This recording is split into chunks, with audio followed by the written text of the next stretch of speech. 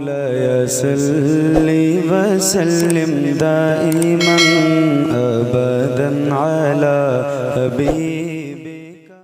अगर मैं जिस स्कॉलर की बात कर रहा हूँ, बहुत बड़ा पढ़ा लिखा, इतना कि पैदा हुआ ब्रिटेन में, उनकी किताब हिंदुस्तान की सारी यूनिवर्सिटीज में चलती है, सिलेबस में दाखिल है। कितना बड़ा पढ़ा लिखा आदमी होगा। वो कहते हैं कि इस्लाम के ताल्लुक से, if any religion has a chance of ruling over England ने Europe within the next 100 years it is Islam. वो बहुत बड़ा स्कॉलर क्या बोल गया। वो कहते हैं कि अगर आने वाले 100 साल के भीतर अंदर पूरे इंग्लैंड ने, इंग्लैंड तो एक मुल्क का नाम है और यूरोप एक बर्रे आजम का नाम है। जैसे हम लोग जिस महाद्वीप बर्रे आजम में रहते हैं उसका नाम एशिया है, एशिया बर्रे आजम। तो एशिया बर्रे आजम में इंडिया भी है, पाकिस्तान भी है, बांग्लादेश भी है, श्रीलंका भी है, और फिर एशिया बर्रे आजम में अरब ममालिक भी इसी एशिया में है। यानी बहुत सबसे बड़ा बर्रे आजम एशिया महाद्वीप कहते हैं उसे। उसी तरह यूरोप बर्रे आजम में जितने भी तरक्की याफ्ता ममालिक हैं सब यूरोप में है।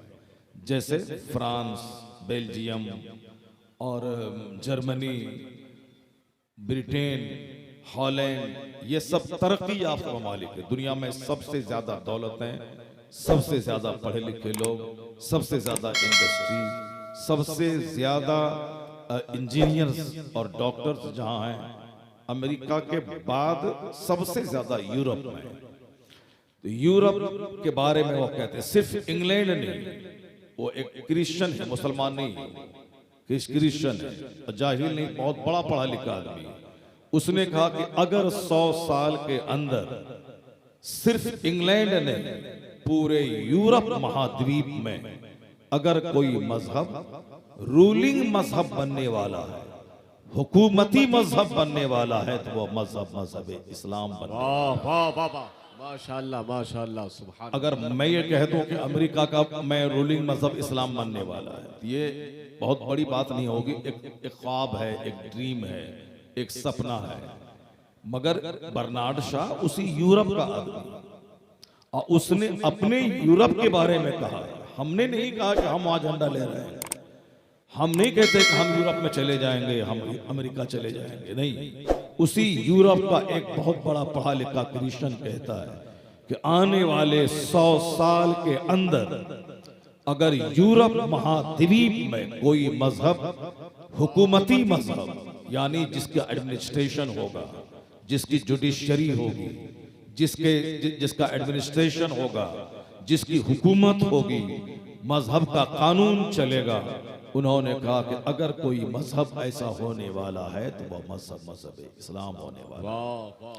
इसी से आप अंदाजा लगा सकते हैं कि इस्लाम का मुस्तकबिल कितना रोशन है, इस्लाम का फ्यूचर कितना ब्राइट है।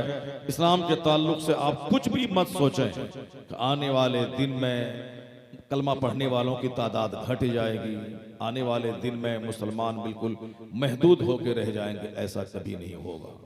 इसलिए नहीं होगा कि इस्लाम सिमट के रहने वाला मजहब नहीं है। इस्लाम जहां कदम रख देता है कुफ्र मिट जाता है, शिर्क का जनाजा निकल जाता है। इस्लाम उस मजहब मुहज़्ज़ब का नाम है कि जो अपनी जगह खुद बना लेता है। ऐसा कभी नहीं हुआ इस 1500 साल की इस्लामी तारीख में दुश्मनी बढ़ती जाए और मुसलमानों की तादाद घट जाए। दूसरी तहरीकों में दुश्मनी बढ़ती है तो तहरीक कमजोर पड़ जाती है।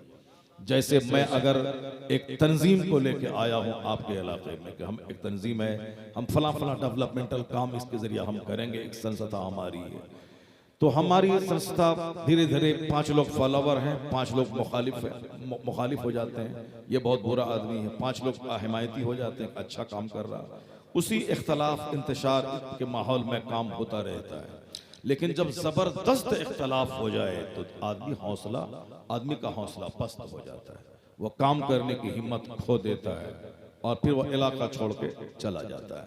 दुश्मनी बहुत ज्यादा बढ़ती है तो आदमी नर्वस हो जाता है, आदमी कमजोर हो जाता है।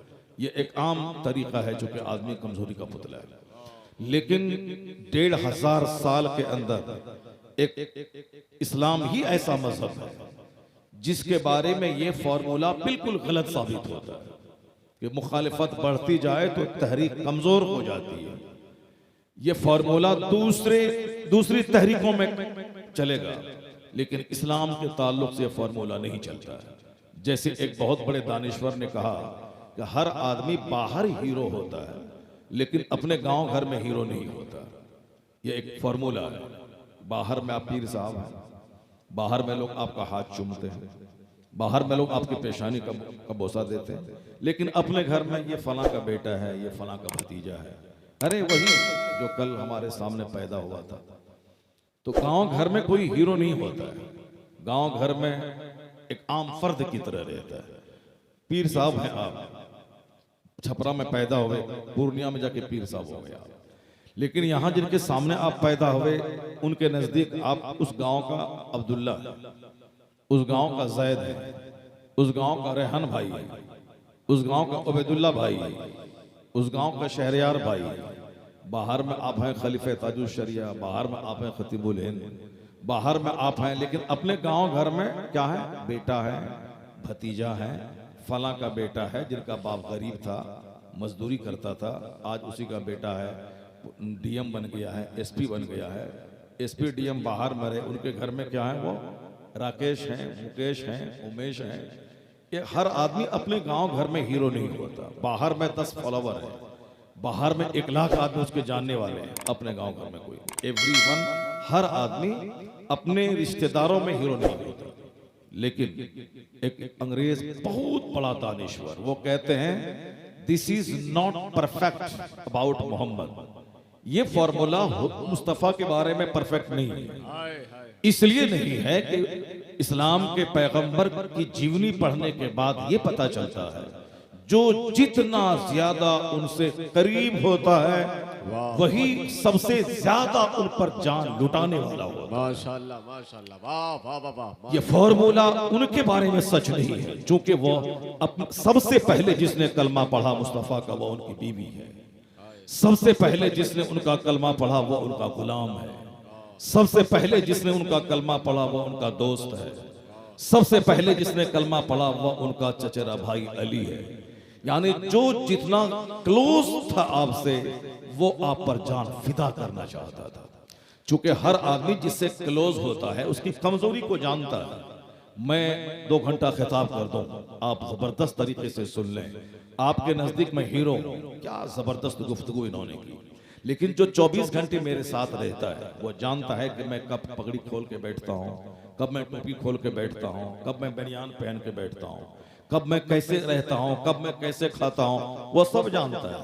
इसलिए वो बोलेगा कि बाहर अमामा पगड़ी जुब्बा सजा के तुम हीरो बनो, मगर मेरे नजदीक तुम्हारी हैसियत नहीं है। मैंने तुमको बगैर पानी के पेशाब करता हुआ देखा, मैंने तुमको जोहर की नमाज छोड़ता हुआ देखा, मैंने तुमको असर की नमाज छोड़ता हुआ देखा, मैंने तुमको ताड़ी पीते हुए देखा, मैंने तुमको मोबाइल में गंदी तस्वीर देखते हुए देखा। ये बोलेगा बाहर में हीरो बन जाओ पगड़ी पहन के, मेरे नजदीक तुम्हारी औकात नहीं है। क्यों? मैंने तुझको फिल्में देखते हुए देखा, मैंने तुझको नमाज छोड़ते हुए देखा।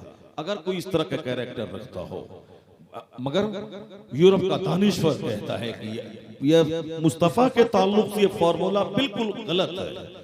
क्योंकि जो जितना ज्यादा उनसे करीब होता वही सबसे ज्यादा मुस्तफा से मोहब्बत करता था।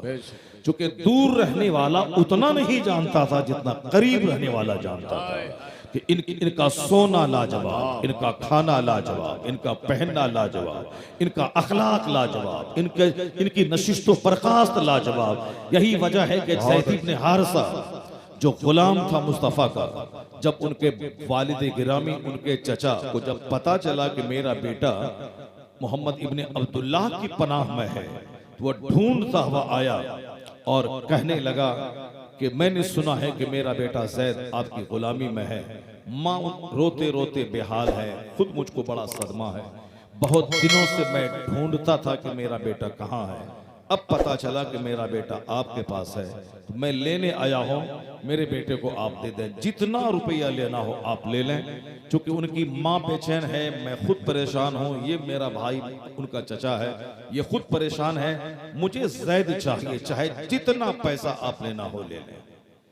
आका अलैहिस्सलाम ने उनकी बात सुनने के बाद क्या कहा? बात यह थी कि जनाब ज़ैद को जनाब खदीजा के हाथ किसी ने बेच दिया था, वो गुलाम था। जनाब खदीजा से जब हुजूर का निकाह हुआ तो उन्होंने हुजूर की खिदमत में ज़ैद को उन्होंने वक्त महबा कर दिया कि ये गुलाम आपका है। तो ज़ैद हुजूर के पास रहने लगे, हुजूर का गुलाम। तो अब उनके बाप को पता चला कि आका दो जहां अलैहिस्सलाम के पास ज़ैद है, तो वो चलता ढूंढता हुआ आया और कहा कि आपके पास मेरा बेटा है, मुझको दे दीजिए, जितना पैसा लेना हो ले लीजिए। उनकी माँ रो रही है, मैं खुद रो रहा हूँ, ये मेरा भाई है, सारा खानदान परेशान है, लड़का मेरा खूबसूरत बड़ा अच्छा है और वो बच्चा कई सालों से गुम है, आप हमको दे दीजिए। तो हुजूर ने कहा कि 1 रुपया तुमसे नहीं लूंगा। सुभान अल्लाह, 1 रुपया तुमसे नहीं लूंगा। मैं अगर तुम्हारा बेटा तेरे साथ जाना चाहता है तो 1 रुपया लिए बगैर मैं ज़ैद को छोड़ दूंगा, मैं ज़ैद को दे दूंगा। जनाब ज़ैद को बुलाया, कहा पहचानते हो ना? कहा हाँ ये मेरे वालिद हैं। कहा इन्हें पहचानते हो? कहा हाँ ये मेरे चचा हैं। कहा ये दोनों तुम्हें लेने आए हैं और तुम्हारी माँ रोती है, ये दोनों बेचैन हैं और तुम वापस अपनी माँ और अपने बाप के पास चले जाओ। जनाब ज़ैद हुजूर का दामन पकड़ के लिपट गए, कहने लगे सरकार अब मैं आपको छोड़ के कहाँ जाऊं, अब मैं आपको छोड़ के कहाँ जाऊं? नहीं जाऊंगा, आपसे बेहतर कोई मेरा बाप नहीं है, आपसे ज्यादा मेहरबान कोई दुनिया में नहीं होगा, इसलिए मैं इस दर को छोड़ के नहीं जाऊंगा। होगा कोई दुनिया में कि अपनी माँ को छोड़ करके मुस्तफा को कबूल कर ले? होगा कोई दुनिया में कि अपने वालिद गिरामी को छोड़ के सरकार को कबूल कर ले?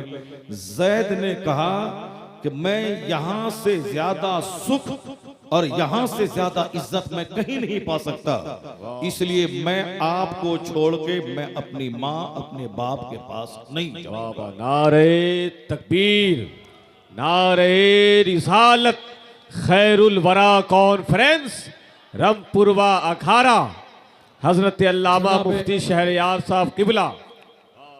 ज़ैद के वालिद ने जब देखा कि मेरा बेटा बड़ी अच्छी जगह है, बड़ी अच्छी जगह है, उन्हें भी इत्मीनान नसीब हो गया।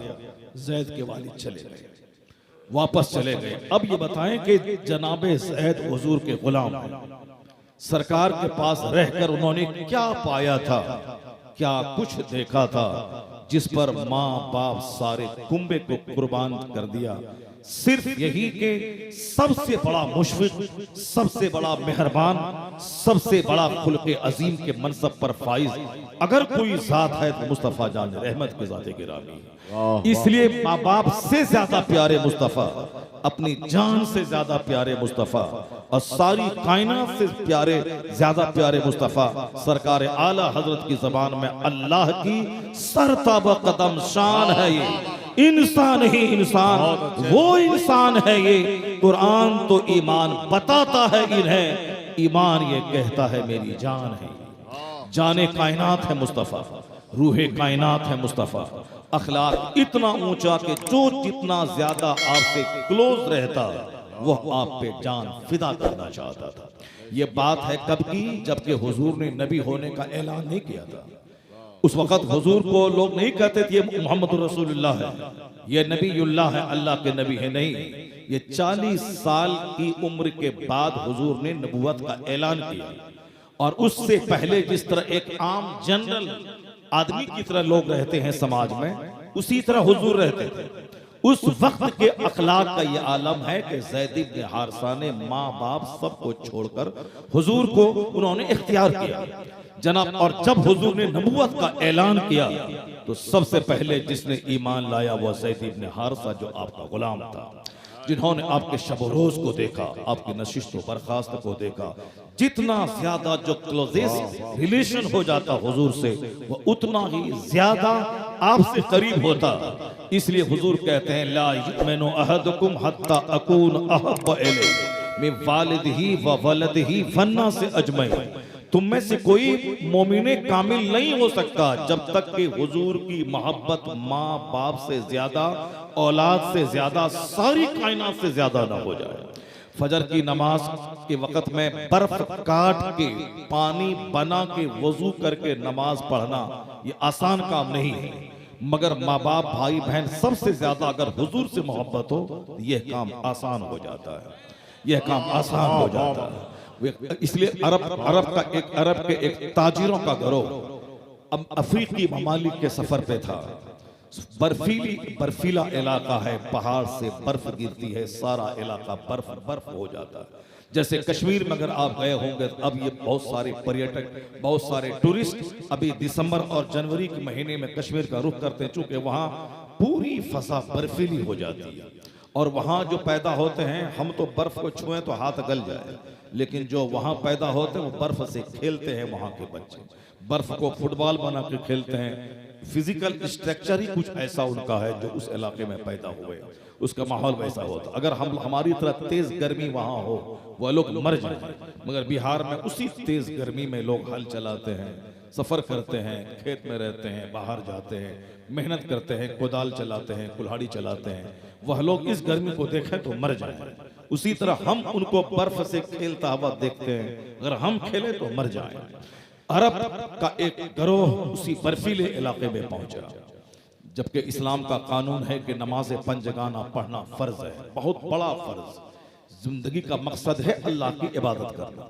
अल्लाह ने हमारे लिए जमीन बनाई, आसमान बनाया, अल्लाह ने हमें खाने के लिए वेजिटेबल्स दिए, फ्रूट्स दिए, दूध, मछली, गोश्त, सारी चीजें हमारे लिए, और हमारा काम है सिर्फ अल्लाह की इबादत करना, अल्लाह को सजदा करना। जब तक ये बंदा अल्लाह की इबादत करता था दुनिया में सुकून था, चैन था, 2 रुपए कमाने के बाद भी बादशाह था आदमी। लेकिन जब से इबादत लोगों ने छोड़ दिया, करोड़ों का घर बनाने के बाद भी चेहरा काला है, करोड़ों की गाड़ी खरीदने के बाद भी दिल जल रहा है, माँ बाप भाई बहन आपस में गिदड़ कुत्ते की तरह लड़ रहे हैं, समाज में कत्ल है, गारत है, और साहब जंगो जदाल का माहौल है। एक गांव में 4 खानदान है, चारों खानदान एक दूसरे को जबह करने को तैयार है। एक खानदान, एक गांव में 100 आदमी हैं, 100 पार्टी में बटे हुए हैं। ये अल्लाह का अजाब है कि तुमने मकान खरीदा, मकान बनाने को जिंदगी का मकसद समझ लिया, मस्जिदें उजाड़ दी और अपने घर को तुम टेलीविजन से आबाद कर दिए। ये चाहते हो कि जिंदगी में चैन मिल जाए, ऐसा कभी नहीं होगा। मस्जिदों को उजाड़ के तुम्हारे 50 खरब के बंगले में अल्लाह सुकून नहीं रखेगा, क्योंकि कानून है कि जहां जिक्र इलाही है वहीं सुकून कल्ब है। अला बिज़िक्रिल्लाह तत्मइन्नुल कुलूब। जान लो कि दिलों को आराम अल्लाह के जिक्र में मिलता है, दिलों को सुकून अल्लाह की याद में मिलता है। हमने सुकून सोफे में तलाश किया, सोफा घर में आ गया, सुकून लुट गया। हमने सुकून मकान में तलाश किया, मकान 50 करोड़ का बन गया, सुकून लुट गया। हमने सुकून कार में तलाश की, 10 स्कॉर्पियो मेरे दरवाजे पे खड़ी है, मगर सुकून ही लूट गया। पैसा बढ़ता जाता है, टेंशन बढ़ता चला जा रहा है, आदमी की हवस बढ़ती जा रही है, पैसे बढ़ते जा रहे हैं। पहले 5 लाख था, अब 5 करोड़ की हवस है। अब 5 करोड़ है, 5 करोड़ का कोई वैल्यू नहीं है, 500 करोड़ की तमन्ना बंदा कर रहा है। तो अब जहां तमन्ना ज्यादा की होगी कभी सुकून नहीं होगा। वो हमेशा ब्लड प्रेशर हाई रहेगा, हमेशा चेहरा काला रहेगा। वो पैसा हासिल करने के लिए दूसरों की जमीन पे कब्जा करना चाहेगा कि एक कट्टा जमीन कब्जा कर लें ताकि उसकी कीमत 50 लाख रुपए मिल जाए, मैं मालदार बन जाऊं। ये अरबपति है, फिर भी वो लड़की वालों से एक कार मांगता है कि मुझे दो, तब मैं तेरी बेटी से मैं शादी कराऊंगा अपने बेटे की। यानी भीख मांगता है। जिसके पास खुद कार है, खुद कार खरीद सकता है, मगर अपने बेटे को देकर बेटी लेने के बदले में एक कार की रिश्वत लेता है। जो रिश्वत लेना देना दोनों हराम है, मगर मालदार बनने के शौक में हराम और हलाल की तमीज खो बैठा। हराम से ही सही, मगर पैसा चाहिए, चाहे जहां से हो, शराब बेच के हो, ताड़ी पी के हो, जिना करके हो, सूद खा के हो, कत्ल करके हो, माँ बाप को ज़बह करके हो, भाई को कत्ल करके हो, जैसे भी हो मुझको माल चाहिए। लोगों ने ये मकसद हयात बना लिया, माल चाहिए, चाहे हराम से हो चाहे हलाल से हो, चाहे नमाज छोड़ के हो, चाहे हज के नाम पे दूसरों का पैसा ठग के हो, चाहे ज़कात और खैरात का पैसा मांग के उसको नाजायज तरीके से मैं खा लूं। माल चाहिए, गाड़ी चाहिए, घर चाहिए, और हमें माल चाहिए, फिक्स डिपॉजिट चाहिए। इसने मुझको अंदर से तनाव और कशीदगी में लाया, और मेरा दिमाग हमेशा तनाव में रहता है। सोफे पे बैठता हूँ, दिमाग में माल की फिक्र है। 50 करोड़ के बंगले में रहता हूँ, दिमाग में माल की फिक्र है, कार पे चल रहा हूँ मगर कल गरीब हो जाने का डर है और मजीद मालदार बनने की हवस है। सब परेशान है। एक ही आदमी है डॉक्टर जिसकी यहाँ भीड़ बहुत ज्यादा है। मेडिकल कॉलेज खुल रहे हैं, मेडिकल मेडिसिन की दुकानें खुल रही हैं, क्योंकि हर आदमी के पास 1 दर्जन बीमारी है। ये बीमारी आदमी ने खुद से मोल लिया। सादगी में बीमारी नहीं होती, जहां पेचीदगी हो वहां बीमारी है। जहां आदमी एक दूसरे की हमदर्दी हो बीमारी नहीं होती। जहां हसद और जलन है, जहां सीना जलता है, वही आदमी का सुकून जल के राख हो जाता है। जो दूसरों की तारीफ करे वहां बीमारी नहीं होती है। जहां दूसरों की गीबत का माहौल बन जाए, ये मेरा दुश्मन है, ये मेरा दुश्मन है, आगे वाला मेरा दुश्मन है, बाएं वाला मेरा दुश्मन है, ये चारों तरफ मेरे दुश्मन लगे हुए हैं। उन्होंने जादू टोना करके मुझको परेशान करके रखा है, मैं उसका बदला लेके रहूंगा। जहां दुश्मनी होगी वहां बीमारी 1 दर्जन पैदा हो जाएगी। जहां मजीद दौलत कमाने की हवस होगी वहां ब्लड प्रेशर हाई हो जाएगा। तो लोगों ने सुकून तलाश किया, मकान में मकान बन गया, सुकून खत्म। लोगों ने सुकून ढूंढा, कार की खरीदारी में कार आ गई, सुकून खत्म हो गया। लोगों ने अच्छा खाने पीने में चैन ढूंढा। आज घर में 10-10, 100-100 बोरे बासमती चावल मौजूद है। पहले तो 1 केजी चावल खरीद के लाता था तो हफ्ते में 1 दिन चावल खाता था, 50 साल पहले। और आज गरीब के घर में 10, 20, 50 बैग बासमती चावल के पड़े हुए हैं। और पहले तो चावल में पत्थर मिला रहता था, लेकिन आज पॉलिश वाले चावल में 1 कंकर पत्थर नहीं मिलता है।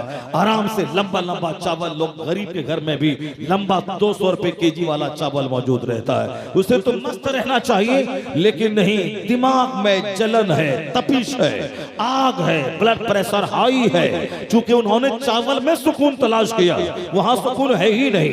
न वेजिटेबल में सुकून है, न गोश्त में, न मछली में, न दूध में। वरना दूध खाने वाला वह मस्त रहता, मकान बनाने वाला वह मस्त रहता। और फिर लोगों ने तलाश किया सुकून टेलीविजन में। जैसे भी हो टेलीविजन खरीदना है, और पहले टेलीविजन चलता था और आज वो LED टीवी है, यानी 50,000 रुपए में खरीदना पड़े, मैं उस टीवी को खरीदूंगा ताकि मैच होगा अमेरिका में, ऐसा लगेगा जैसे मैच मेरे घर में हो रहा है। वो LED टीवी खरीदना है ताकि जिंदगी का मजा ले लो, जिंदगी में इंजॉय करो, खाओ पियो मर जाओ, क्या है जिंदगी में। तो ठीक है, इंजॉय करने के लिए तुमने LED टीवी खरीद ली, अब तो बता इंजॉय हो गया, जिंदगी का मजा मिल गया, तो अब फिर बेशुमार अफकार जिंदगी में क्यों है? जिंदगी में आग क्यों लगी है?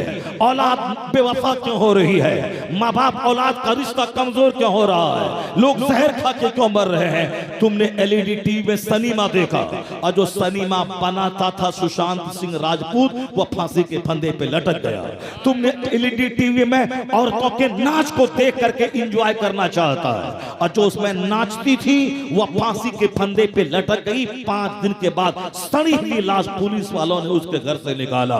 तुमने उसका गाना सुना, जिसका कॉमेडी तुमने सुनी, वह राजू श्रीवास्तव जिसकी कॉमेडी तुम सुनकर के दिल बहलाना चाहते थे, लेकिन वह जिम में एक्सरसाइज करते हुए अटैक आया और वेंटिलेशन पे लटका हुआ। कई दिन के बाद वह जिंदगी की जंग से वह हार चुका, वह खुद ही जिंदगी से हार गया और खुद ही 1 दर्जन बीमारी की आमाजगाह उसका बदन बन गया।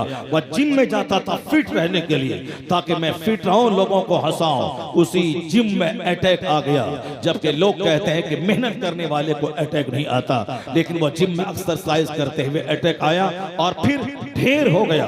उसी तरह अभी आज से 10 दिन पहले 46 साल एक्टर जो जिम में जाता था ताकि तोन आगे ऊंचा ना हो जाए और कोलेस्ट्रॉल नहीं बढ़ जाए और हार्ट की बीमारी ना हो, ब्लड प्रेशर नॉर्मल रहे, शुगर नॉर्मल रहे। 46 साल का वह एक्टर जिम ही में लोहा उठाते हुए एक्सरसाइज करते हुए दिल का दौरा पड़ा, वही ढेर हो गया, हॉस्पिटल भी नहीं जा सका। तो लोग अपने अपने ख्याल में मस्त है, जिम में जाऊंगा मजा मिल जाएगा, फिल्म में नाचूंगा 10 करोड़ कमाऊंगा मजा मिल जाएगा। मगर जिसको मैंने देखा वही 50 करोड़ कमाने के बाद जहर खा के मर गया। एक इंजीनियर अमेरिका का 5 लाख महीना कमाने वाला, ऊपर से नीचे जान कूद के वो मर गया। और हिंदुस्तान में आए दिन सुसाइड के वारदात बढ़ते चले जा रहे हैं। जब पैसा बढ़ रहा है तो आदमी को मस्त रहना चाहिए, चेहरा गुलाब की तरह खिलना चाहिए, और डेली जब गाना सुनता है तो मजा मिलना चाहिए। फिर ये जंग क्यों है, ये प्रेशर हाई क्यों है, ये प्रेशर को नॉर्मल की दवाई क्यों है। जो जितना ज्यादा मालदार है वो उतना ही ज्यादा ब्लड प्रेशर हाई का शिकार है, नींद को बुलाने की गोलियां इस्तेमाल कर रहा है। शादी ब्याह में 80 बरस की लड़कियों को 80 साल की बुढ़ी भी नाच रही है और 16 साल की लड़की भी डांस कर रही है। वह शादी का तमाशा है 2-4-5 घंटे का, उसी में लाखों रुपए डीजे पे खर्च हो रहे हैं, बिंजू पे खर्च हो रहे हैं, नाच पे खर्च हो रहे हैं। क्यों? जिंदगी का मजा मिल जाए। ठीक है, शादी में नाचा गया, गाया गया, डीजे बजाया गया, कम से कम अब तो मजा मिलना चाहिए। लेकिन शादी के दूसरे ही दिन घर में मातम छा जाता है, तीसरे ही दिन घर में उदासी छा जाती है। मैंने गलत जगह रिश्ता कर लिया, लड़की अच्छी नहीं है, लड़की का बाप अच्छा नहीं है, उनका खानदान अच्छा नहीं है। आज तो नाचा और गाया गया, 1 महीने के बाद तलाक हो गई, 1 महीने के बाद लड़का हिजड़ा साबित हो गया कि लड़का नामर्द है। लड़का अरबपति घराने में शादी हुई, अरबपति घराने का लड़का हिजड़ा और नामर्द हुआ। चूंकि दौलतों की फरावानी में उसमें हैंड प्रैक्टिस करते करते अपनी जवानी खो दी, अपने हाथ से मनी निकाल निकाल कर वह नामर्द हो गया। और जब शादी हुई अपनी बीवी के काबिल नहीं है, 1 करोड़ रुपए शादी में खर्च हुए, 1 महीने के बाद रिश्ता टूट गया। तो नाच और गाने में, डांस में लोगों ने सुकून तलाश किया। तो सुकून तो मिलना चाहिए, मगर अब पता चल गया कि सुकून न नाचने में है, न गाने में है, न डीजे बजाने में है, न शराब पीने में है, न मकानात की तामीर में है, न रात दिन बैठकर मोबाइल चलाने में है। सुकून है कहां? Where is peace? कोई जवाब नहीं देगा। अल्लाह कहता है सुकून देने वाला तो मैं हूं, और सुकून मैं वहां देता हूं जहां मेरा जिक्र हो, जहां मेरी याद हो, जहां कुरान की तिलावत हो। अला बिज़िक्रिल्लाह तत्मइन्नुल कुलूब। जान लेके दिलों को आराम अल्लाह के जिक्र में मिलता है। जिस झोपड़ी में तिलावत है, इबादत है, दुरूद है, जिक्र इलाही है, वहां बादशाहों जैसा सुकून है। क्योंकि जहां इबादत हो वहीं अल्लाह सकीना नाज़िल फरमाता है। नारे तकबीर, नारे रिसालत, मसलके आला हजरत हजरत अल्लामा मुफ्ती शहरयार रजा साहब क़िबला। नारे तकबीर, नारे रिसालत। वाह वाह, बहुत खूब, माशा।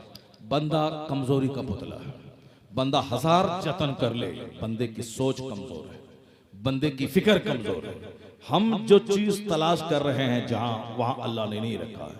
खाने काबा है इस तरफ, लोग इधर चल के काबा तलाश करें, नहीं मिलेगा। खाने काबा इधर है, इधर नहीं है। सुकून तलाश करने वाला चाहता है कि मैं अल्लाह रसूल को नाराज करके सुकून में हासिल करूं, ऐसा कभी नहीं होगा। पूरी दुनिया में आज आग लगी हुई है। आज शहर हो या देहात, कहीं भी चैन नहीं है। चैन वहां है जहां जिक्र इलाही है, जहां दुरूद है, जहां सलाम है, जहां इबादत है, तिलावत है। नहीं देखा आपने? आज दिल्ली जाते हैं, कभी ख्याल आता है कि मैं हुमायूं की कब्र पे जाऊं, कभी ख्याल आता है कि मैं बाबर की कब्र को देखने जाऊं, कभी ख्याल आता है कि मैं अकबर की कब्र पे जाऊं, कभी ख्याल आता है कि मैं हिंदुस्तान के इतने सारे बादशाह हैं, इन बादशाहों की कब्र पे जाऊं। नहीं, आपको ख्याल आता है कि मैं फकीर महबूब इलाही की कब्र पे जाऊं, कुतुबुद्दीन बख्तियार काकी की कब्र पे जाऊं, इन दुर्वेशों की कब्र पे जाऊं। उन दुर्वेशों के घर में 5 दिन का फाका था, उन दुर्वेशों के घर में 10 केजी चावल नहीं रहता। जो आज आया सब लंगर में तकसीम हो गया। 5 दिन का फाका है, रात रात भर इबादत है, 40 दिन लगातार रोजे हैं जहां इबादत और तिलावत है। अल्लाह ने क्या इनाम दिया? जब तक वह फकीर जिंदा रहा, बादशाह उनसे दुआएं लेने के लिए आता था, हमारा उनके खानकाहों की मिट्टी को आंख का सुरमा लगाता था। और जब इंतकाल के बाद वह कब्र में चले गए, अब उनकी कब्र की मिट्टी को बादशाह अपनी आंखों का सुरमा बना रहा है। वहां हजारों लाखों लोग वहां उनके वसीले से दुआ करने जा रहे हैं। आज लाखों लोग हर साल अजमेर मुअल्ला पहुंचते हैं ताकि उस फकीर के वसीले से मैं रब से दुआ मांगू। आज लाखों लोग बरेली शरीफ जा रहे हैं ताकि उस दुर्वेश के सदके में मैं अल्लाह से अल्लाह से मैं अपनी हाजतों की भीख मांगो। लोग 1.5 लाख रुपए खर्च करके भी लाखों हिंदुस्तानी बगदाद मुअल्ला पहुंचे। 11वें शरीफ वहीं उन्होंने वो तकरीब वही मनाई। 1.5 लाख रुपए खर्च करके गए। क्यों? उन्हें मालूम है कि सरकार गौसे आजम के आस्थाने पे दुआ बहुत ज्यादा कबूल होती है। जो 40 साल तक ईशा के वजू से फजर की नमाज पढ़ा, जिन्होंने 15 साल लगातार एक पांव पे खड़े होकर कुरान पाक रोजाना हर रात खत्म किया, जो 25 साल तक दरियाओं में दरख्त के पत्तों को खाकर अल्लाह की इबादत की, उन्होंने जी भर के खाया नहीं, जी भर के पहना नहीं, जी भर के नींद नहीं ली। जब 40 साल ईशा के वजू से फजर पढ़ा तो जी भर के नींद कहां ली? 25 साल दरियाओं में जंगलों में दरख्त के पत्तों को खा के इबादत की तो जी भर के सोया कहां? मगर आज लोग करोड़ों रुपए खर्च करके उस गौसे आजम के मजार पे हाजिरी देने के लिए करोड़ों लोग जा रहे हैं, लाखों खर्च करके जा रहे हैं। ये अल्लाह रब्बुल इज्जत बता रहा है, जो खाने पीने को जिंदगी का मकसद बना ले, वह खाया पिया पिशा पखाना किया कपड़ा गल गया, ना जिंदगी में उनकी इज्जत कायम हो पाएगी, ना बातें विसाल उनको कोई याद करेगा। मरने के बाद उनका अपना बच्चा भी भूल जाएगा। जिस तरह हमारा बाप मरा 100 बीघा जमीन छोड़ा, मगर हम अपने बाप को 1 साल के बाद भूल जाते हैं। हमारा परदादा मरा 1000 एकड़ जमीन छोड़ के मरा, हमें मालूम नहीं कि मेरे परदादा की कब्र कहां है, मैं नहीं जानता। जिन्होंने जमीन दी मकान दिया उनको मैं भूल गया। क्यों? जो जमीन के लिए जीता है, बाल बच्चों के लिए मरता है, बाल बच्चों के सुख के लिए मेहनत करता है, उनके बाल बच्चे उसको भूल जाते हैं। और जो जीता है रब के लिए, और जो मरता है रब के लिए, जो वतन छोड़ता है रब के लिए, रात की नींद कुर्बान करता है रब के लिए, उनके पास अपना बेटा हो या ना हो, अल्लाह करोड़ों रूहानी बेटों के दिल में उसकी मोहब्बत डाल देता है। जमींदारों की कब्र पे जानवर चढ़ते हैं, मगर इन दुर्वेशों की कब्र पे जानवर नहीं चढ़ता, वहां गुलाब चढ़ाया जाता है, चादरें चढ़ाई जाती है। A man who dedicates his life for the sake of Allah, जो अपना जीवन अल्लाह के लिए वक्फ कर देता है, अल्लाह इज्जत देता है, मकबूलियत देता है, शोहरत देता है। मैंने ये बात इसलिए कह दी चूंकि आज अक्सर लोगों के दिमाग में यही कीड़ा काट रहा है कि पैसा होगा तो सब चाहेगा, पैसा होगा तो सब मानेगा, पैसा होगा तो सब प्रणाम करेगा, पैसा होगा तो सब सलाम करेगा, पैसा होगा तो मौलाना भी दरवाजे पे 5 घंटा बैठ करके मालिश करेगा, छत बड़ी अच्छी है, मार्बल बड़ा अच्छा है, टाइल्स बड़ा अच्छा है, बच्चे बड़े अच्छे हैं, दरवाजा बड़ा खूबसूरत है। 1 घंटे तक मौलाना ने मालिश किया, तब सेठ का बदन गर्माता है। तेल लगाने के बाद तब बोलता है 11,000 रुपए की रसीद काट लेना, 11,000 रुपए की रसीद काट लो। यानी सेठ को भी गर्मी उस वक्त आती है जब मुझ जैसा मौलाना तारीफ करके उनकी मालिश करता है। वरना अल्लाह की मोहब्बत में कौन देता है कि मौलाना साहब ज़कात की रकम 1 लाख रुपए हमारी निकल रही है, 1 लाख रुपए मेरे निकल रहे हैं, ज़कात की रकम है वो, आप आके ले लें। कोई फोन नहीं करता, मैं जाता हूँ, ज़कात जो उस पर फर्ज है उसको निकालना ही है, नहीं निकालेगा तो सारा माल नापाक रहेगा। जमीन से जो फसल पैदा हुई उसका उश्र या निस्फ उश्र निकालना है, वरना सारा माल नापाक रहेगा। तो हमने 100 कुंटल धान पैदा किया, अब उसी हिसाब से हमें 10 केजी में 1 केजी अगर आसमान से पानी से हुआ तो, अगर पानी मैंने खरीद के सिंचाई की फिर 20 केजी में 1 केजी, अगर ऐसा हुआ तो 100 कुंटल में आप जोड़ लें 20 के रेट से कितना धान निकलता है। लेकिन हमने आज तक फोन नहीं किया कि हजरत आ जाएं, 100 कुंटल धान का हिसाब करके बता दें कि कितना उश्र निकलता है, उसके बाद आप लेके चले जाएं। करोड़ों में कोई आदमी फोन नहीं करता है, एक कोई करता होगा 1 करोड़ में 1 मुसलमान। बाकी जनरल हम पहुंच गए तो 10 केजी ले लीजिए, पहुंच गए तो 20 केजी लिख लीजिए, पहुंच गए तो 5 केजी लिख लीजिए, नहीं पहुंचे तो फोन तक नहीं करना है। जहां निकलना था 10 कुंटल वहां निकाला 2 कुंटल, फिर हाथ झाड़ दिया, नहीं 10 केजी छपरा दे दिया, 20 केजी वहां दे दिया, 25 केजी वहां दे दिया, अब सब खत्म हो गया। निकला है 10 कुंटल और निकाला है 2 कुंटल, अब बाकी 8 कुंटल उसके असल माल में मिला हुआ है जो उसके सारे माल को नापाक कर देगा। लेकिन वह फोन करके नहीं बुलाता है। यह एहसान है उलमा का जो मदरसा के गरीब बच्चों के बहाने मेरे घर पे आ जाते हैं और मेरी ज़कात निकाल कर मेरे माल को पाक करते हैं, मेरे दिल को पाक करते हैं, उश्र लेकर मेरे माल को पाक करते हैं। इसलिए जब ये आए कि मुस्तफा के मेहमान के लिए कुछ दो तो इसका एहसान मानो। पहले इनको कुर्सी दे, इनको चाय पिला, इनका नजराना 100 रुपए अलग से दे दे, उसके बाद ज़कात का हिसाब करवा के ज़कात की रकम दे और यह बोल के तेरा शुक्रिया कि तूने मेरे ज़कात को आसानी से निकालने का मौका अता फरमा दिया। एहसान तुम्हारा कि मैंने बर वक्त ज़कात की रकम निकाल दी, एहसान आपका कि मैंने हिसाब, मेरे माल को आपने पाक कर दिया, एहसान आप आकर के मेरा बोझ हल्का कर दिया। ये बोली कौन बोलेगा? जो दीनदार है, जिसके दिल में अल्लाह का डर है, अल्लाह का खौफ है, रसूल पाक से सच्ची मोहब्बत है, वही आदमी ऐसा करेगा। सच्ची मोहब्बत आदमी को अंदर से मुस्तफा का वफादार बना देती है। सच्ची मोहब्बत तमाम सुख और सुविधा में आग लगा देती है। आदमी एक्टिव बन जाता है, आखिरत रुखी मुसाफिर बन जाता है। उसके जिंदगी से बोझ मालूम होती है। वह जब तक मरकर कब्र में मुस्तफा का दीदार नहीं कर ले, उस वक्त तक एक मोमिन को चैन नहीं मिलता है। जिंदगी से नफरत और मौत से मोहब्बत होने लगती है, जिसके दिल में सच्ची मोहब्बत मुस्तफा की पैदा हो जाए। बात बड़ी मेरी तवील हो गई, मगर चूंकि पॉइंट जरूरी था, जरूरी इसलिए था कि मेरे बाल बच्चे सब पढ़ लिख रहे, इंजीनियर बनेंगे पैसा कमाएंगे, डॉक्टर बनेंगे पैसा कमाएंगे, IAS ऑफिसर बनेंगे पैसा कमाएंगे। मैं कहता हूं कितने दिन तक आप पैसा कमाओगे?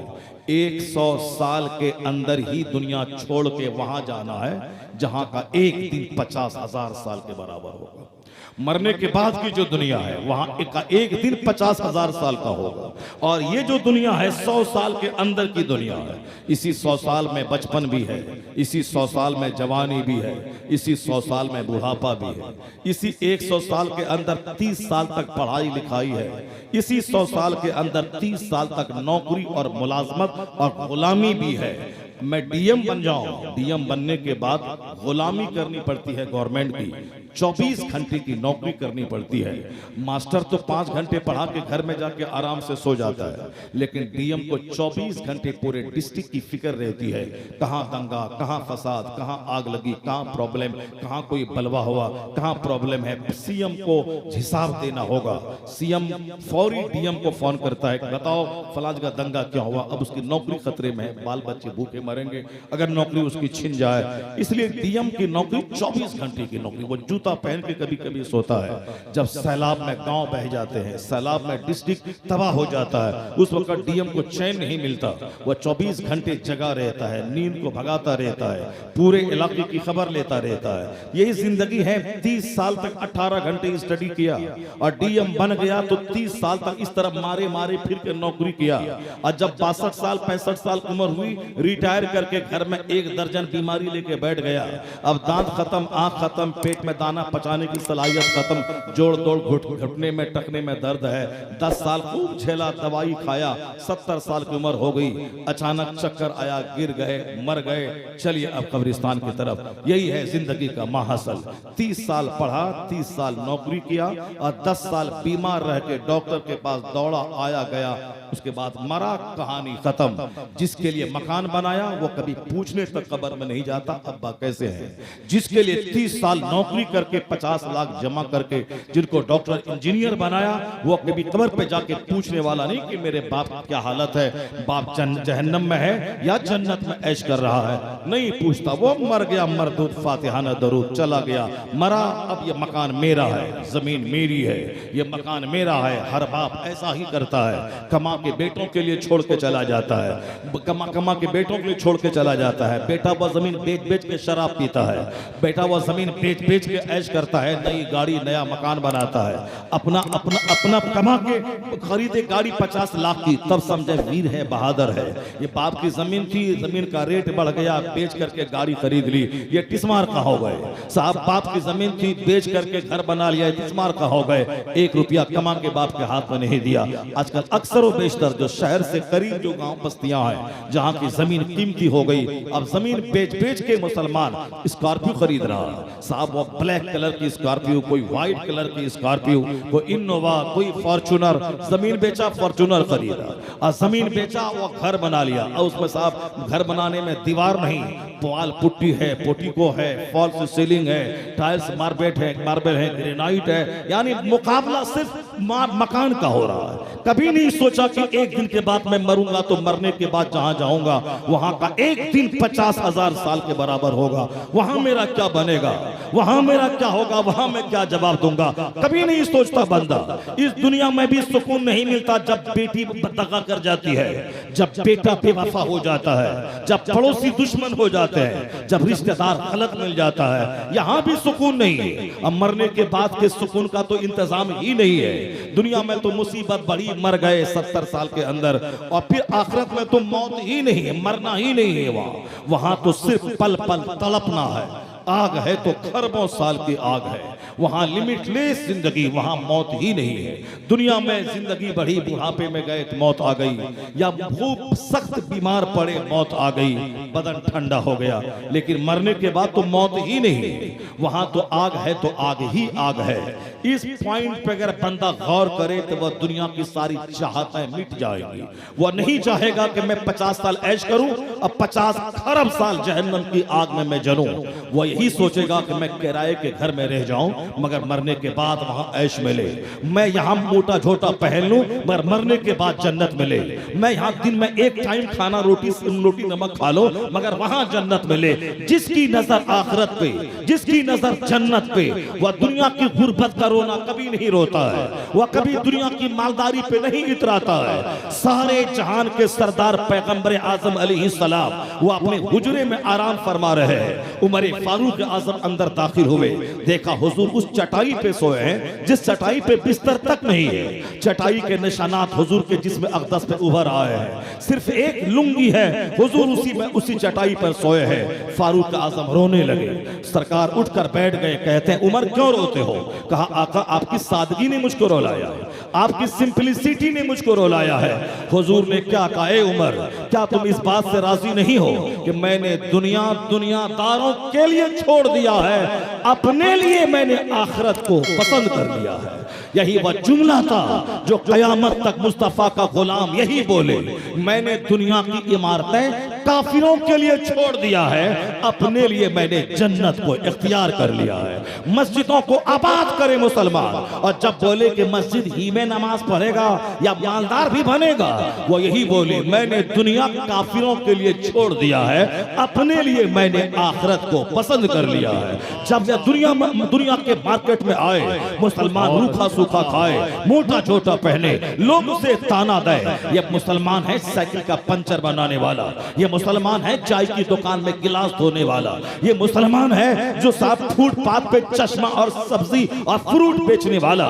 जो आज बहुत सारे काफिर मुझको ताना देते हैं, तो तुम वहां घबराना मत, वहां उस वक्त पर नर्वस मत होना, ये मत कहना कि हाय मैं तो गरीब हूं, मेरी गुर्बत का मजाक ये काफिर उड़ा रहा है। उस वक्त यही कहना मैंने दुनिया काफिरों के लिए छोड़ दिया है, अपने लिए मैंने जन्नत को पसंद कर लिया है। नारे तकबीर, नारे रिसालत, खैरुल वरा कॉन्फ्रेंस। हंसने दें इन काफिरों को, इनको हम अब हंसने दें, इनको बड़बोलेपन से काम लेने दें। अल्लाह क्या फरमाता है, सूरह बकरा में आया है, ज़ुय्यना लिल्लज़ीना कफ़रुल हयातुद दुनिया व यस्खरूना मिनल लज़ीना आमनू वल्लज़ीना तक़ौ फ़ौक़हुम यौमल क़यामा। अल्लाह कहता है the life of this world has been decorated for disbeliever. इस दुनिया की जिंदगी को अल्लाह ने काफिरों के लिए सजा दिया है, उसके लिए सजा दिया है, डेकोरेट कर दिया है, इसलिए कि उसको दुनिया में रहना है 100 साल। 100 साल 1 मिनट है अल्लाह के नजदीक, तो 1 मिनट ये काफी ऐश कर ले, खूब सेब संतरा खा ले, खूब मछली गोश्त खा ले, खूब दूध पी ले, खूब मोटा हो जाए, खूब प्रधानमंत्री बन जाए, खूब गृह मंत्री बन जाए, खूब साहब एक स्टेट का चीफ मिनिस्टर बन जाए, खूब मौज मस्ती करे। कब तक करेगा मौज मस्ती? 100 साल के भीतर। उसके बाद कहां जाएगा? यहां खा खा के बदन मोटा हो ताकि जहन्नम की आग में खूब जलाया जाए, यहां खा खा के मोटा हो जाए ताकि खरबों साल की आग उसकी तकदीर में लिख दिया जाए। आग की जमीन, आग की जंजीर, आग का कोड़ा। और अल्लाह चाहता है कि मुसलमानों को वहां खरबों साल का आराम लिख दिया जाए और दुनिया में थोड़ी तकलीफें उठा ले। 100 साल 1 दिन मिनट 1 सेकंड, तो 1 सेकंड ये खाने की तकलीफ पे सबर कर ले, 1 सेकंड ये पहनने ओढ़ने की तकलीफ पे सबर कर ले, 1 सेकंड काफिरों के ताने को झेल के सबर कर ले, वो उसे डराए ये सबर कर ले। जहां सांस का रिश्ता टूटेगा खरबों साल की जन्नत उसकी तकदीर में लिख दी जाएगी। इसलिए अल्लाह रब्बुल इज्जत को मुसलमानों से प्यार है। है, इसलिए अल्लाह चाहता है कि थोड़ी सी तकलीफ यहाँ रहे ताकि जन्नत का हकीकी लुत्फ वो उठा सके, जन्नत का हकीकी आराम वो उठा सके, जन्नत का सही मजा उसको मिल सके। ये पॉइंट अगर दिमाग में रहा तो कभी दुनिया की गरीबी कोरोना नहीं रोएंगे, कभी नहीं बोलेंगे कि मेरे पास घर नहीं है, कभी नहीं बोलेंगे मेरे पास कपड़े नहीं है, कभी नहीं बोलेंगे मेरे पास जमीन नहीं है, कभी नहीं बोलेंगे मेरे पास रुपए नहीं है। इस फॉर्मूला से सुकून मिलेगा, इस फॉर्मूला से दूसरों की दौलत को देखकर आप ललचाई निगाह नहीं डालेंगे। इस फॉर्मूला को देखने के बाद आपको आखिरत की याद आएगी तो दुनिया का जीना बड़ा आसान हो जाएगा। कभी जहर खा के नहीं मरेंगे, कभी फांसी के फंदे पे नहीं लटकेंगे, कभी गुर्बत का रोना नहीं रोएंगे, कभी गुनाहों की तरफ कदम नहीं बढ़ाएंगे, कभी आप नहीं बोलेंगे कि अल्लाह ने हमको नहीं दिया, आप हमेशा यही बोलेंगे कि अल्लाह का करोड़ों शुक्र और एहसान है जिसने हमें 50 खरब का मकान तो नहीं दिया मगर सबसे बेशकीमत दौलत, ईमान की दौलत अल्लाह ने हमको अता फरमा दी, जो सबसे बड़ी दौलत है। क्या कर रहे तुम लोग, क्यों कब कर रहे हो, क्यों बात कर रहे हो, तुम नहीं सुन रहा है? बदतमीजी, सामने बैठा हुआ और गप कर रहा है, मैं क्या बोल रहा हूँ सुन ही नहीं रहा। वो सिर्फ मेरा दिल रखने के लिए कभी बोलता है सुभान अल्लाह सुभान अल्लाह। वो सोचता है कि मौलाना साहब सुनेंगे हम तकरीर सुन रहे। तकरीर सुनने का मतलब है सुनना चाहिए गौर से। बात कर रहा है बैठ कर, बड़ी बदतमीजी और बेहयाई का माहौल पैदा हो गया। अल्लाह ताला हमारे नौजवानों को सही समझ अता फरमाए। ये जल्दी सोच रहा है जल्दी से खत्म करें और अजमत आ जाए, खत्म करें 3 घंटा हम बोलेंगे। चलो अजमत भाई कहाँ गया, अजमत भाई चलो जाओ तुम घर आ जाओ, कमरे में जाओ, इस वक्त तक जल्दी से हम भाग जाएं और अजमत आए नात सुनाने के लिए, नात सुने और मजा मिल जाए। नात सुनो 1 और तकरीर सुनो 2 घंटा। नात सुन के क्या करेगा, नात सुनने के बाद लुच्चा लफंगा गुटखा खोर बेनमाजी और फिर अपने से इस्लाम की तौहीन करवाने वाला, यही तो बनेगा। और क्या बनेगा? सच्चा मुसलमान वो है जो 5 वक्त नमाज पाबंदी से पढ़े।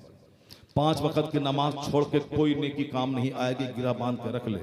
चाहे 1 करोड़ रुपए का कंबल तुम बांट दो गरीबों में, ये नफल नेकी लटकी हुई रहेगी जब तक फर्ज अदा नहीं करेगा, कुछ नहीं मिलेगा।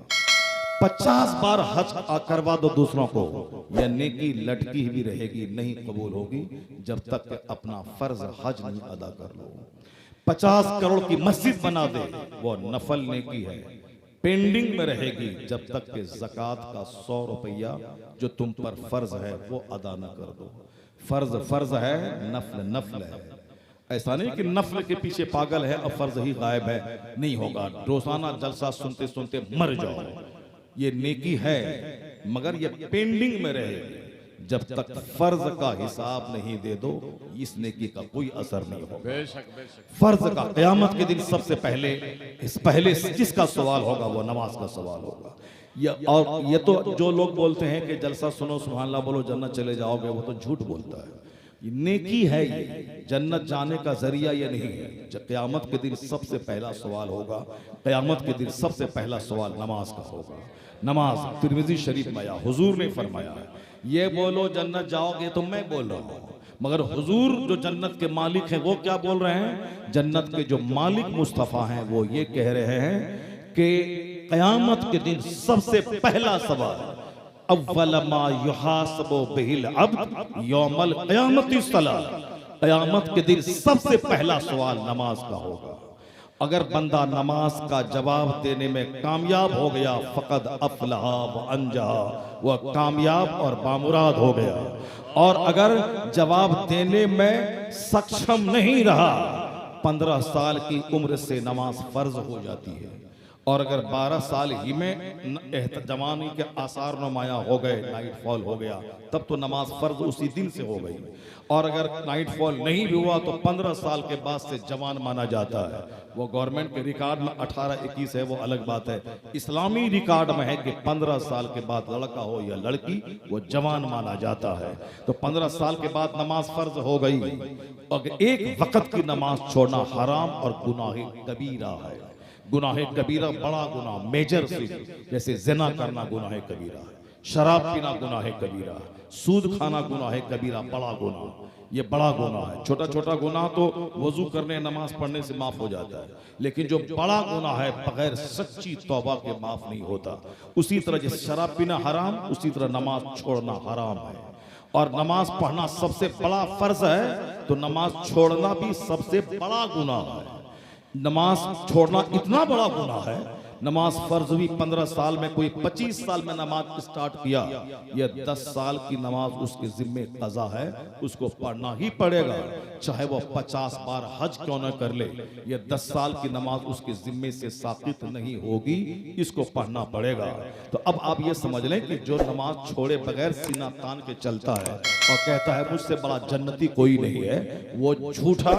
और जो पीर बोलता है कि नमाज पढ़ने से क्या होगा, वह पीर महा झूठा, वह मुरीद भी झूठा, पीर महा झूठा, या दोनों जहन्नमी। जो बोलता है नमाज पढ़ने से क्या होगा, सिर्फ झंडा निकाल ले, जलसा करवा ले, चादर गागर का जुलूस निकाल ले, वह झूठा, वह जहन्नमी है। और जो ये कहता है कि चादर चढ़ाना हराम है, मिलाद पढ़ना हराम है, सलाम पढ़ना हराम है, वो भी जहन्नमी है। और वो जो बोलता है कि नमाज पढ़ने से क्या होगा, आप मजार पे चादर चढ़ा, फूल चढ़ा, गादर चढ़ा, जुलूस निकाल, झंडा घर पे गाड़, जन्नत चला जाएगा, वो भी झूठा, वो भी झूठा, वो भी जहन्नमी। और जो बोलता है सिर्फ नमाज पढ़, चादर गागर ये सब क्या सब हराम शिर्क है, वो भी जहन्नमी। तो जन्नत का एक रास्ता है, वो है मसलके आला हजरत। मसलके आला हजरत के नमाज भी होगी, जुलूस मोहम्मदी भी होगा, नमाज भी होगी, 11वीं की फातिहा भी होगी, नमाज भी होगी, गौसे पाक का झंडा भी गाड़ा जाएगा, नमाज भी होगी, 12वीं का जुलूस भी निकाला जाएगा, यानी नफल भी इबादत की जाएगी और फर्ज भी अदा होगा।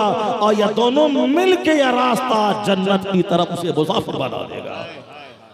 यही है मसलके एतदाल, यही है मसलके आला हजरत। इसलिए सच्चा आशिक मुस्तफा का वह होगा जो नमाज पंजगाना का पाबंद होगा। सरकार आला हजरत से बड़ा कोई नमाजी नहीं। 4 साल की उम्र से जो नमाज शुरू हुई, जिंदगी का आखिरी दिन जो सफर की 25 तारीख जुमा का दिन 1340 हिजरी का दिन था, उस दिन भी आप बिल्कुल ही बावजू कुरान पाक सुनते सुनते अजान जुमा उधर हो रही है, इधर चेहरे पे नूर चमक रहा है, रूह कब से अरसुरी से परवाज कर रही है। जिन्होंने सारी जिंदगी अल्लाह अल्लाह किया, रसूल पाक पे दुरूद व सलाम पढ़ा और सारी जिंदगी मुस्तफा के दीन की हिफाजत की, अल्लाह ने इनाम ये दिया कि कुतुब और अब्दाल जैसी मौत अता की। यही हाल मुफ्ती आज़म हिंद का रहा, जिन्होंने सारी जिंदगी मकान दुकान के फिक्र में नहीं गुजारा, उसी पुराने घर में रहते रहे, लेकिन फिक्र यह रही कि आर्याई समाज के बढ़ते कदम को कैसे रोका जाए, वहाबी नजदीक के बढ़ते कदम को कैसे रोका जाए, सुन्नियों की जहालत को कैसे दूर किया जाए, किस तरह से नजदी वहाबी से मुनाजरा करके उनको उनके ताबूत में आखिरी कील ठोके जाए, किस तरह सुन्नियों को नमाज रोज़े हज और ज़कात का शौक दिलाया जाए। इसी में 91 साल की उम्र हो गई। 91 साल का वह बूढ़ा शेख जवानों की तरह नमाज पढ़ता था। जब लोग 5 आदमी पकड़ के उठाते थे, जब उठा देते तो अब 18 साल के जवान की तरह घंटों नमाज पढ़ता था, रूहानी ताकत आ जाती थी। और जब नमाज खत्म होती फिर नेचुरल तरीके से जो बुढ़ापे का तकाजा होता है, उसी तकाजे में 2 आदमी मिलकर आपको बिठाया करता था। मगर नमाज के वक्त में 18 साल के जवान की ताकत आ जाती थी, जिन्होंने सारी जिंदगी दिन की खिदमत की। वक्ते विसाल गीबत करते करते मौत नहीं हुई, वक्ते विसाल दूसरों की बुराई बयान करते करते मौत नहीं हुई, वक्ते विसाल गुटखा खाते सिगरेट पीते बीड़ी पीते मौत नहीं हुई, वक्ते विसाल ज़बान पे कलमा जारी रहा, ला इलाहा इल्लल्लाह का विर्द जारी है, रूह कब से अरसुरी से परवाज कर रही है। जो जिंदगी भर चौक चौराहे पे गुटखा खाएगा, जिंदगी भर चौक चौराहे पे गीबत की महफिल सजाएगा, जो जिंदगी भर सिनेमा देखेगा, जो जिंदगी भर फिल्में गाने गाएगा, वो चाहेगा मरते वक्त कलमा नसीब हो जाए, नहीं होगा। जिंदगी भर गाने वाला मरते वक्त भी मुमकिन है कि गाना गाते गाते मर जाए। जिंदगी भर फजूल कोई करने वाला मुमकिन है कि मरते वक्त भी आयशाएं बाएं करता हुआ मर जाए। लेकिन जो सारी जिंदगी अल्लाह अल्लाह किया हो, वह तन्हाई में क्यों नहीं जंगल में मर जाए, वहां फरिश्ते उनकी जबान पे कलमा जारी कर देते हैं और वह कलमा पढ़ता है, उसी हालत में उसकी रूह कब से अंसुरी से परवाज कर जाती है। दीन की खिदमत करने वाले को अल्लाह अच्छी मौत अता फरमाता है। अभी 2 साल पहले एक शख्स हमारी निगाहों से ओझल हुआ, जिनकी जिंदगी ऐसी गुजरी जिसको देख के आज बड़े बड़े मशाइख कहते हैं कि इस दौर का नाइब गौसे आजम, इस दौर का नाइब इमाम आजम अगर कोई है तो वह सरकार ताजुल शरिया के ज़ाते गिरामी है। दूसरा जाहिल पीर, जब भी देखो अखबार पढ़ता है, जब भी देखो गुटखा खाता है, जब भी देखो सिगरेट झाड़ता है, जब भी देखो मुरीदों के बीच में डींगे मारता है, जब भी देखो डकैतों के बीच में डींग मारता है। लेकिन वो नाइबे गौसे आजम था मेरा। जब भी देखो मुफ्तियों के बीच में फतवे का जवाब दे रहा है, आलिमों की झुरमुट में बैठा हुआ है, किताबों की इमला करवा रहा है, अमरे बिल मारूफ कर रहा है, या तो जिक्र इलाही कर रहा है, या नमाज पढ़ रहा है, या दुरूद पढ़ रहा है, या तिलावत कर रहा है, या दूसरों से सुन के कुरान पाक की हिफ्ज कर रहा है। आज 18 साल का जवान हाफिज नहीं बन पाता, वह 70 साल का शेख सुन सुन के बुढ़ापे में हाफिज कुरान हो गया। जब भी देखो दरसे बुखारी देता देखा, जब भी देखा मुफ्तियों की झुरमुट में देखा, जब भी देखा अमरे बिल मारूफ करता देखा, जब भी जब उनको देखा अल्लाह याद आ जाता, उनको जिक्र करते देखकर दूसरों को जिक्र करने का शौक पैदा हो जाता। कौन था इस जमाने का गजाली, कौन था इस दौर का राजी, कौन था इस दौर का नाइब इमाम आजम अबू हनीफा, कौन था इस दौर का नाइब गौसे आजम शेख कामिल। 10 करोड़ कमोबेश मुरीदों का मुर्शिदे बरहक, लाखों उलमा का मुर्शिदे रब्बानी, अख्तर रजा का अज़हरी ताजु शरिया की ज़ात है। नारे तकबीर।